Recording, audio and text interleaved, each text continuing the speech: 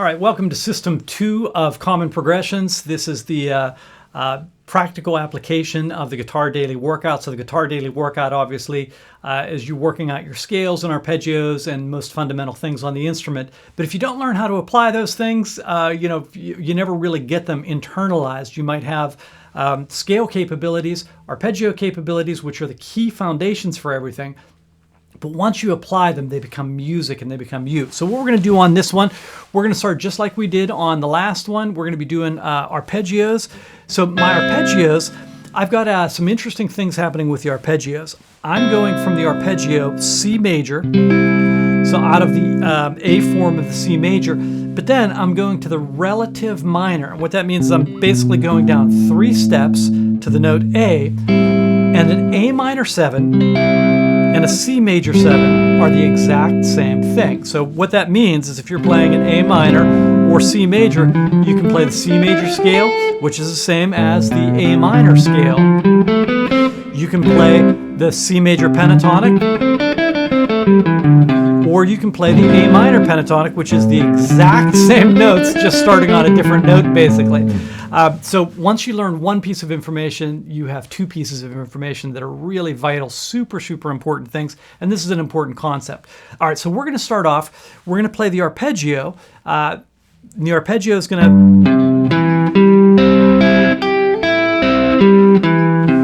to... is your arpeggio. Obviously, the hard part about this thing is the rolling of the finger. Some of you have been asking about, do you use 3rd finger if the 4th finger is too weak? Yeah, whatever works for your hands, that's a really important concept. Everybody's hands are different, and everybody has different strengths and different capabilities. So maybe for you, if you go to that 4th finger, it's impossibly difficult, and you just can't really play it. Well, you can switch to the 3rd finger. That's totally fine. One thing that I would do, though, is make sure you get this roll. And if you notice, when I did that, I didn't do anything with my right hand differently. I'm just rolling my finger along, so it doesn't sound like this. And that doesn't sound bad, but if I put a lot of distortion on, it's going to sound awful. You're going to get this big mess of sound that doesn't sound very articulate. So whether you do it with your 4th finger or your 3rd finger, try to do the roll. You might not be good at it, but that's part of what this exercise is about also. All right, so let's move on to some ideas, some practical ideas. So we're going to be playing over top of the C major and A minor, just your arpeggio notes. You can play them in any order, you can play them any way that you want, and you can do any rhythms. But here's a couple of tips for you. First of all, try to think in your mind doing accurate rhythm. So maybe you start off, let's say my rhythm here is like this. Maybe you start off just working on that roll, quarter notes. And then like we did in the last one, you could do triplets.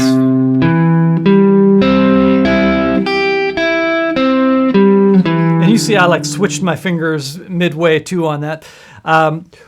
So doing different rhythms, 1 E and 2 E and 1 triplet, 2 triplet, 3 triplet, 4 triplet. Being able to do those different rhythms and basing whatever phrases you're playing out of those rhythms. And again, when you play these like arpeggios, you don't have a lot of options. You just have 3 notes that you're dealing with. But I'm trying to train like the core notes, because eventually arpeggios are going to be really, really important, because that's where your melodies are going to be based out of. So this is actually really important. And one of the hardest things you can do on the guitar, actually, if you're doing 3 on a string,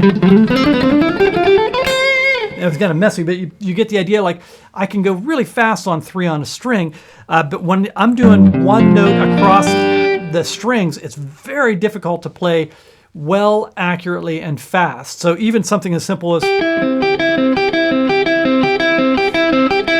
can be very difficult for you to do. Or if you're doing that roll, doing something like that can be difficult. So work on that right hand, focus on your right hand, play from your wrist more than from your elbow if you can. Try not to hop too much. So your picking hand, if I'm this way, you shouldn't be like jumping up and down too much.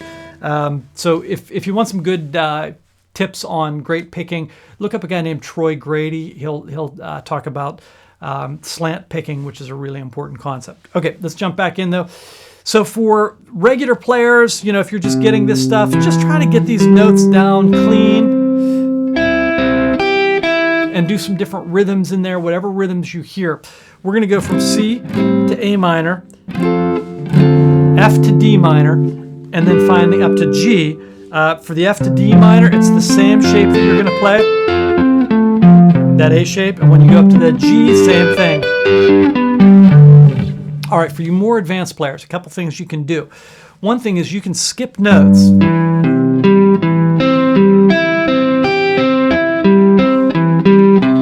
Seems really easy, but it's a little bit hard. You can do it, quarter notes, triplets, eighth note triplets, 16th notes, and so on. If you're doing 16th notes, you're going really fast, so try to be accurate, and maybe you do a little tiny bit of a burst, and you just try to get that part down, something like that.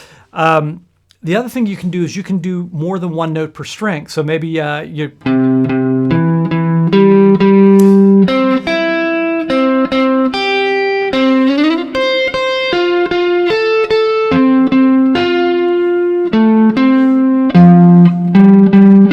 Or you could do 3.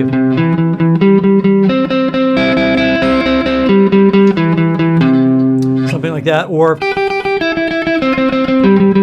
doing 4 of those. And again, you can do little patterns where you do like...